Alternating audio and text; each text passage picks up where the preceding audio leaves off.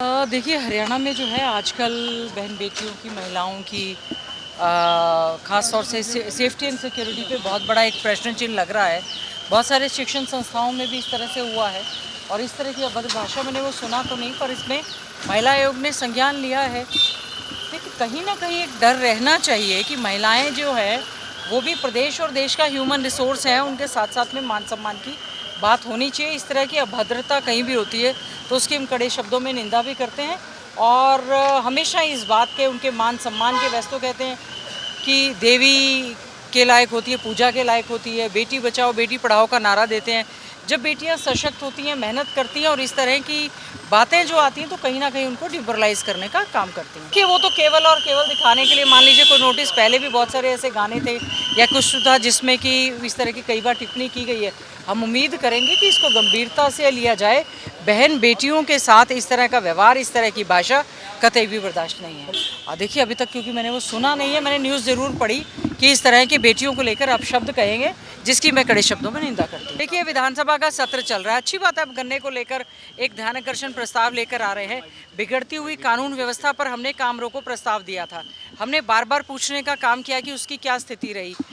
हमने एक मोशन दिया हुआ है, उसमें हमने ये चाहते हैं कि हरियाणा विधानसभा की बिल्डिंग जो है वो हमारे इसी कैपिटल कॉम्प्लेक्स में बने। उसको लेकर हमने एक रिजोल्यूशन दिया हुआ है, एक मोशन दिया हुआ है और आज भी हमने खड़े होके बत्रा जी ने और हमने ये जानने का प्रयास किया कि विधानसभा क्योंकि आगे डिलिमिटेशन होने वाला है, विधानसभा की सीटें बढ़ जाएंगी, तो उसके लिए आप कहीं बाहर क्यों व्यवस्था देख रहे हैं? यहीं कैपिटल कॉम्प्लेक्स में ही, क्योंकि चंडीगढ़ भी हमारी राजधानी है और हमारा हक है, उसी पे ही हम अपनी नई विधानसभा क्यों नहीं बनाते? उसको लेकर भी हमने एक प्रस्ताव दिया हुआ है। हमने हेल्थ सर्विसेज को लेकर प्रस्ताव दिया है, स्वास्थ्य सेवाओं को लेकर जो एक आयुष्मान भारत कार्ड को लेकर था उस पर भी हमने कहा। हमने बहुत कोशिश की बिगड़ती हुई कानून व्यवस्था के साथ साथ शिक्षा का गिरता हुआ स्तर, उस पर भी हमने ध्यान आकर्षण प्रस्ताव दिया, लेकिन पता नहीं उसको लिया नहीं गया है। और जो क्योंकि बजट सत्र पर इस पर चर्चा चल रही है, विपक्ष ने, हमारे सभी स्पीकर्स ने बहुत ही अच्छे ढंग से आदरणीय चौधरी भूपेंद्र सिंह हुड्डा जी के नेतृत्व में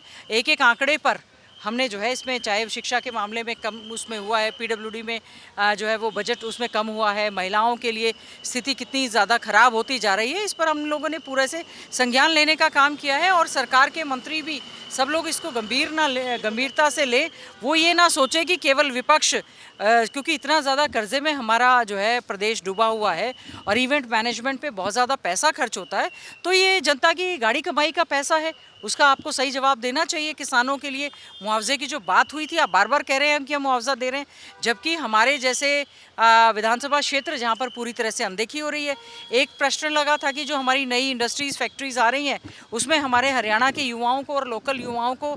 नौकरी मिलनी चाहिए, तो उसमें कहा, और क्योंकि यहाँ पर खुद कानून लेकर आए थे कि हम 75% जो है हरियाणा के युवाओं को नौकरी देने का काम करेंगे, तो उसमें भी उन्होंने कहा कि एसएलपी में गए हुए हैं। और आज में जो यूपीएससी के रिज़ल्ट आए हैं, हमारे हरियाणा के बच्चों ने यूपीएससी में तीसरा रैंक और कई रैंक जो आए, सभी को बहुत बहुत बधाई और शुभकामनाएं देने के साथ साथ एक चिंता ये व्यक्त करती हूँ कि जो बच्चे हमारे यूपीएससी में पोजीशन होल्डर्स हैं, क्या कारण है हरियाणा की सरकार एचपीएससी में और एसएससी में उनको फेल करने का काम करती है।